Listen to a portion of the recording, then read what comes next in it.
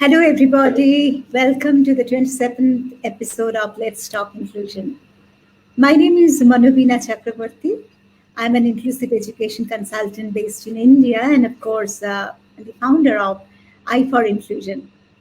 And my guest today is Ms. Sreepriya Bhowmik. Sreepriya is joining me live from London. She is the founder director of BESS, British Education Support Services, UK. Hi, Sreepriya. Welcome to Let's Talk Inclusion for the third time. Thank you so much for inviting me and having me on board. It's a pleasure. Thank you. Sreepriya, could you please tell our viewers a little more about yourself? Good evening, good afternoon, good morning, whichever part of the world you're in. It's a pleasure to join this amazing platform, I for Inclusion. Um, I'm Sreepriya, and I've been in this field of special education for the past 25 years. My journey started when I was a student, and and have been in this field for so many years. I've worked in various educational settings as a teacher, as a special educational needs coordinator, as an assessor for specific learning difficulties. And then after working through it, I just decided that I would love to reach the wider part of the community, and hence started my own organization, BESS, or British Education Support Services, so that I can reach people, uh, individuals of all age from various parts of the world. And this is what I am, and I hope to do this for the rest of my life. So, yes, thank you so much for having me on board. It's amazing. Thank you, Sreepriya. Now, let's come to the topic of our show today. The topic is nurturing this constellation. Now, what is this constellation? This constellation is basically the comorbid conditions of dyslexia, like dysgraphia, dyscalculia, and of course, dyspraxia. These conditions are both a very topical societal challenges and a booming scientific theme these days. At the beginning, it was essentially psychopedagogical, but now it has become central in neuroscience and neuropsychology. Shippy, I don't know whether you have read it or not. There's a book written in French called La Constellation de This. No, I haven't. Okay, meaning it means constellation of this by Dr. Michael Habib, who is a neurologist at Marseille University Hospital, where he worked in the field of cognitive disorders in adults and children, and gradually specialized in learning disabilities. And he teaches neuropsychology in several French and overseas universities. Habib delivers a complete and explanatory overview of all DIS conditions, as well as suitable therapeutic avenues. Now, Sripriya, my question to you is, are all these symptoms necessarily interconnected? Well, neurodiversity, as we often call it, is a relatively new term. So before it would be like they were all treated independently. Uh, they are not necessarily, they will go like, if I have dyslexia, I will have dyscalculia, or I will have this. But they can often be interconnected as well. They often come as a comorbid. So because it's kind of a domino effect. If I may say it like this, that something is triggering something, and then it kind of becoming a bit of a muddled up, and they become kind of a complete. They give the child a complete wholesome difficulty. So, if I say, for example, I'll give you where it is very interesting. I worked with a child with who was severely dyslexic, and to hide his spelling difficulties, what he started doing was he started writing illegibly.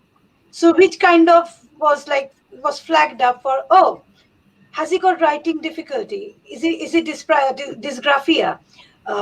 And because he had he was not, there were lots of issues with his processing and all those things.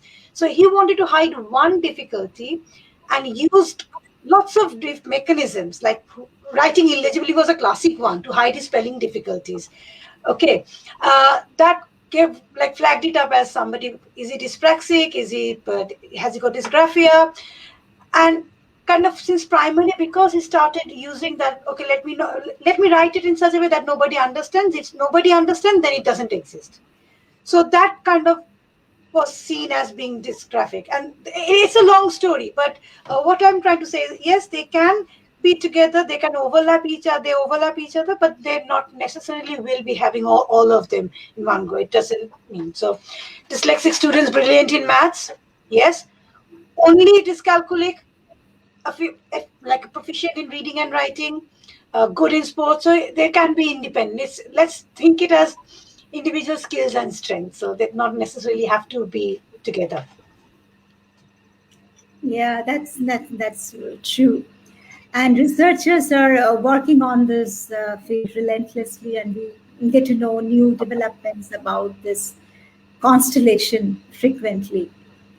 Uh, Dyslexia is a widespread learning difference, and more people are becoming aware of this difference these days.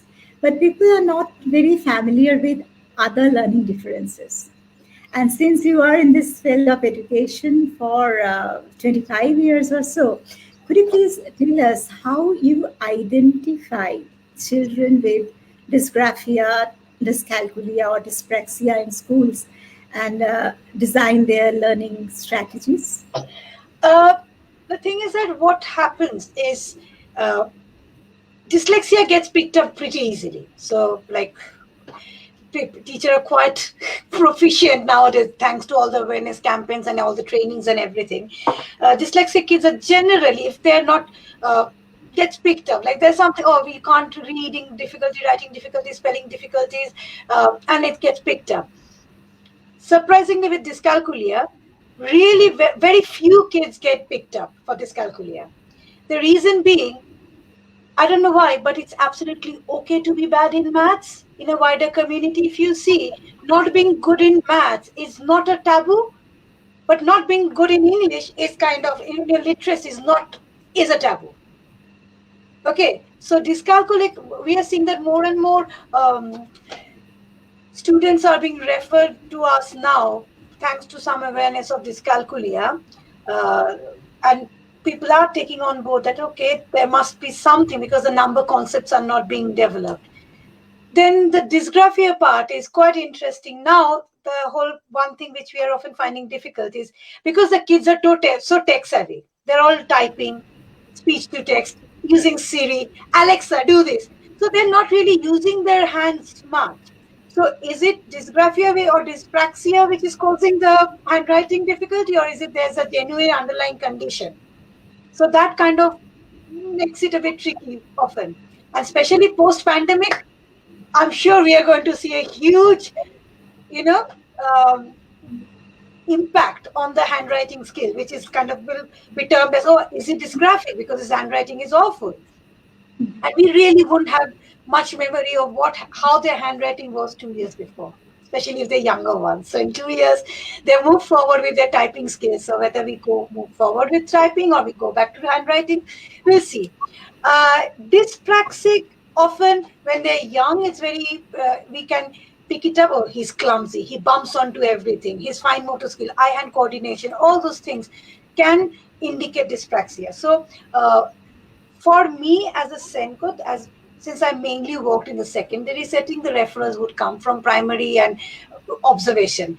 But in primary or in early years, the key to identify these difficulties would be an open communication between parent and teacher.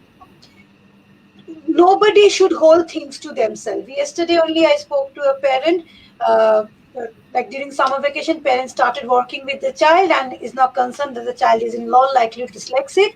And then while talking to the child about the reading difficulties, the child said, yeah, in my school, my teacher gives me the reading ruler. And mom said, like, nobody told me that they had any concern. So that kind of, like, not really an acceptable way, but what I'm trying to say is that you have to have that open communication. Observation. I always say this: is your child showing unusual body position, like during their first early developmental milestone? Are they having difficulty playing with toys that involve good coordination, like stacking bricks, pegboards, and all those things? Using cutlery.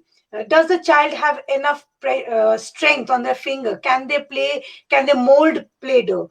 If you don't have play-doh, check it. If give them some dough and let them make shapes out of it. Let them roll it. See, can they actually have? Do they actually have those finger dexterity? Um, and sometimes they will be fine, sometimes they will be going back, but keep an eye, look into this for at the early stages of development. Then as they get older, you might have missed those developmental milestones because of many reasons. Then you will see that often in secondary school we see those kids with difficulty, they often try to avoid PE, where they are expected to get changed independently, or they would avoid eating lunch, which is a classic thing I've observed in secondary school, that quite a few students who had kind of coordination difficulties and other things, they would avoid eating lunch, because in a lunch hall they're expected to use the cutleries and they would feel embarrassed. So what is the best way of doing it? Let's not eat, let's avoid eating. And in secondary school, you cannot tell them, they're teenagers. So they're anyway, they don't want to eat anything. They're always fine.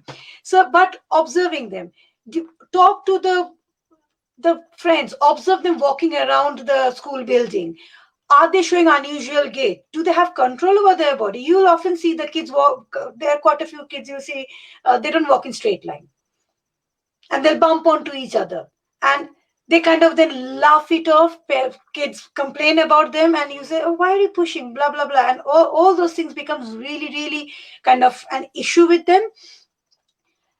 Their movement and coordination, like especially talk to the PE teacher, observe them during PE lessons, you'll see that they're like real difficulty with coordination. These are like classic symbols of dyspraxia, where, and it's not only, now I'll be coming to how dyspraxia and dysgraphia can overlap, and you'll see fine motor skill, cutting, writing, all those things gets affected.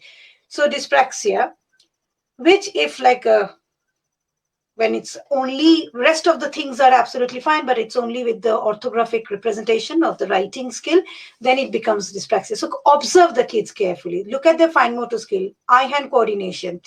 These things are very different, like are the key things to look at if you're wanting to observe dyspraxic dysgraphia. With dyscalculia, take that mindset out of your head that it's okay to be weak in maths.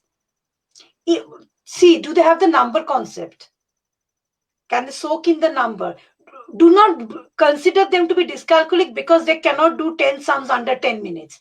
Even if they can do those 10 sums in 15 minutes, give them the time. See, can they actually manipulate the numbers? Do they have the concepts? Can they transfer one skill to another? Only then come into the conclusion about a diagnosis. But before that, you have to take that mindset away, is it's okay to be weak in maths. True, very true. It's very interesting to learn whatever you said, how you diagnose or screen students in secondary schools. And Sreepriya, I just wanted to mention here that in my experience, I have often seen that collaboration with parents, teachers, therapists, psychologists.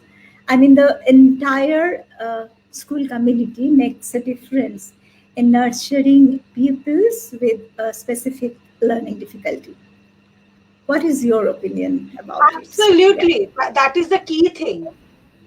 This is, if you are consider, you cannot make any progress, you cannot do anything until and unless everybody is on board. Doing something in one lesson and not doing it in another lesson, that lack of consistency is the worst thing that can happen to a child.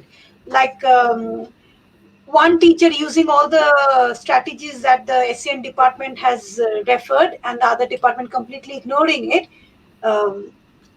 is bound to have an effect. And then we often get the complaints from the teachers, so and so doesn't listen to us, doesn't pay attention, is not making progress. And when you dig deep into it, you see, oh, none of those things that recommendations we had put in place are in place.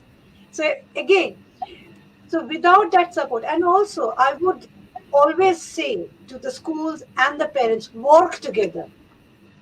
It's not one person's battle. The child needs the support from all angles. You cannot say, okay, I've got a support from this side, but this side is falling apart.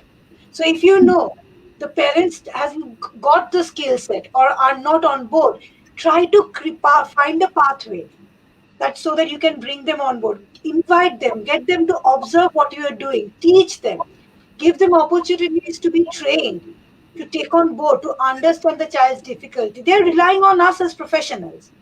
So again, as a profession, it's our responsibility to make the parents aware of the difficulties, look into their daily life situations and how they can incorporate various therapeutic approaches or various kind of interventions into their day-to-day living, work together. And without that community support, nothing can happen. And I know often many people, they choose to hide the diagnosis, thinking that there will be some kind of repercussion. The child might be asked to leave and all those things. Don't do that. Please open up, create awareness. This is an opportunity to create awareness as well. Tell those people who are maybe a swimming instructor, maybe a gymnastic instructor, uh, group, beavers leader, scout leader, tell them so that everybody can be working together the same goal. And then you can link the successes in different way and show the child, look, if you can do it here, you can do it here as well. And that sort of things often does magic. I feel the same way. Thank you for your input, Sreepriya. And you must have a lot of interesting experiences dealing children and young people with a range of specific learning differences in your career. Could you please share with us a few real life examples? Of teaching and success. Yes, please. Okay. Yeah, in so many years, I would like share. I had some lovely students I worked with whom I started off with them kind of just swearing at me, trying to throw a chair at me because they didn't want to do it. From there, getting into the position where the child was learning independently and had a big smile, was part of the classroom. But the key had always been patience. Do not rush into it. Do not start working with a child with any kind of preset notion. I often say that, okay, if I'm saying, oh, this is the type of intervention I'll be using with the child, and that might not be the right approach for the child, because you might see that something else works. So know the child. And when I'm working with students, I often spend first few weeks just knowing the child, like working with in various things, giving them opportunity to ask me questions, have a meltdown, let them have it. Don't take things personally, and then moving forward. I remember I was working with this young adult. He was around 19 or 20 at my, he was severely dyslexic. And he had been through many schools, have been like, and then finally he came to that independent college to do his art foundation and graphic designing. And then so the first thing when he walked into my office, he said, "Oh God, again worksheets with you." I was like, "No, I'm not doing any worksheets." He said, only thing I'll work, uh, there's one condition I'll work with you: if you don't give me any worksheets." I was like, "Okay, I won't give you any worksheets." I promised him that I'm not going to give you any worksheets. And he was like, "Okay." I said, "But why? Why do you have this inhibition for worksheets?" And he said, "See, if I had to learn by completing worksheets, then I would have been a pro speller and a reader by now. Because since my childhood, the only thing I did ever was worksheet, worksheet, worksheet, worksheet, worksheet, worksheet, and those typical games, and people telling me all these things. If you know that phonological processing is my difficulty, then why are you trying to teach me through phonics? It doesn't work for me." And I was like, "Yep, you have got a point. So what do we do now?" So I had to like forget about worksheets. And from there, we kind of devised. So he was an artist. So I used to go for spelling rules with him, and I can't draw. So I gave him spelling rules because he was a very logical learner. So spelling rules worked for him. No worksheets, spelling rules. I would write a spelling rule, and then he would create posters with the spelling rules and all those sort of things because he loved designing.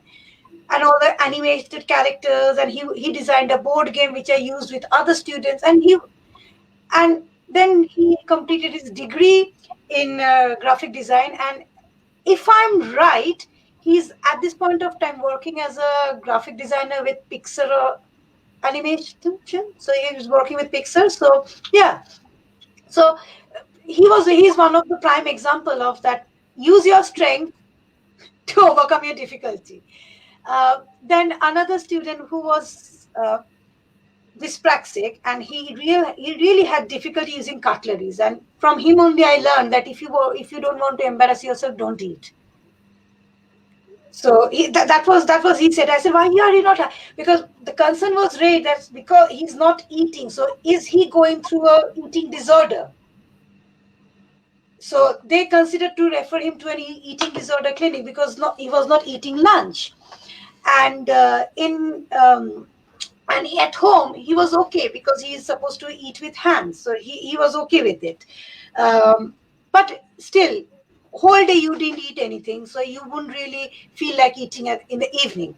So there was an issue with eating, and so I started speaking to him, and then he said, oh, no, when I feel hungry I eat sweets or something. I never go hungry. I said, but why you don't eat in school? And then he said, oh, I don't want to be embarrassed. I said, why? Oh, because whenever I don't know how to use knife and fork because I can't hold them. They're too difficult for me to hold. I can't grip them. And then I saw him using it, and he really needed an occupational therapist referral. He was in year 9 by then. So we quickly referred him to an OT, and then all the things got assessed, and he was actually dyspraxic. So and and the things that was flagged up for him was he used to avoid going to PE. Either he would have a tummy ache, or he would forget his PE kit, or something weird would happen during PE lesson, or he would get into trouble the lesson before PE, so that he goes for detention, so that he doesn't have to go to PE because he couldn't button his shirt.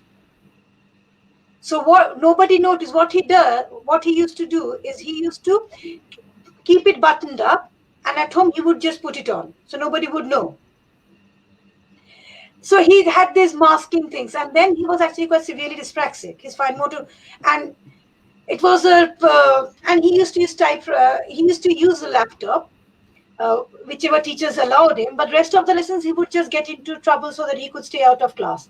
But then anyway, we put these things in place. We got the diagnosis, and then he had the technology support, and we got a specialist cutleries and everything for him.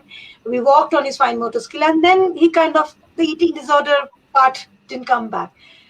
I had a student with quite a big difficulty. When I first started in the school, he would be walking through the whole school playing basketball, will not go to any lesson. No lessons. He wouldn't go to any lesson.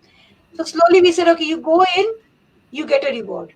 Then we built it up to you go for 5 minutes, you get a reward. Slowly, then by the time it was end of the term, he was going to the whole class.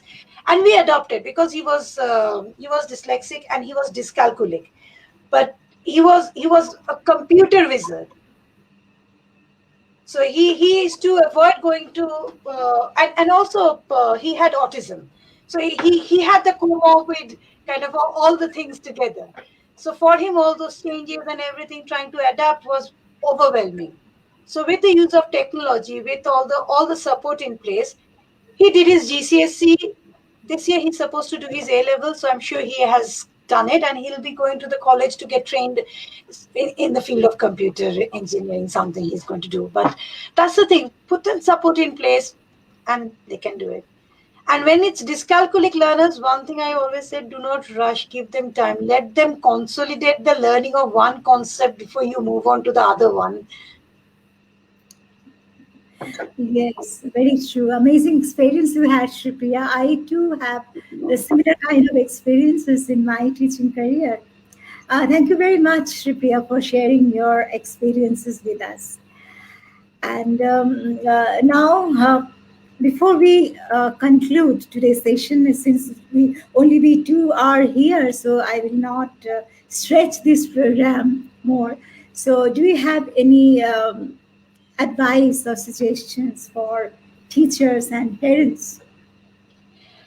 Know your child, give them time, have patience, have faith, and try to, let them move at their own pace. Make sure they've consolidated one learning before they move on to the other, because they need to feel the taste of success. One success, that leads to another. One failure leads to multiple failure. So let's focus on the, even it's the smallest success. It might not be in your eye. It might be like nothing really important in your eye, but it is for them. So celebrate every success they have and work together. Thank you. Thank you very much, Sreepriya. Now, to my viewers, I'm sure you now have an idea about the constellation of DYS, and the book La Constellation de Dys by Dr. Michael Habib is available on Amazon. I know the book is written in French, but you can get it translated using software the way I did. And anyways, thank you very much, Sreepriya, for your time and support for I for Inclusion. This was your third time, and you took out time again, and I'm really, really grateful to you for that. On behalf of all my colleagues in I for Inclusion, I would like to thank you once again for this. And look forward to having you over once again and more collaborations in future. Thank you, Sreepriya. And thank you to our dear viewers as well for their constant support. Please keep an eye on our Facebook page for the announcement of the 28th episode of Let's Talk Inclusion. See you soon. Till then, take care and bye-bye. Bye, Sreepriya. Thank you very Bye. much. Thank you so much. Thank you. Bye. Thank you.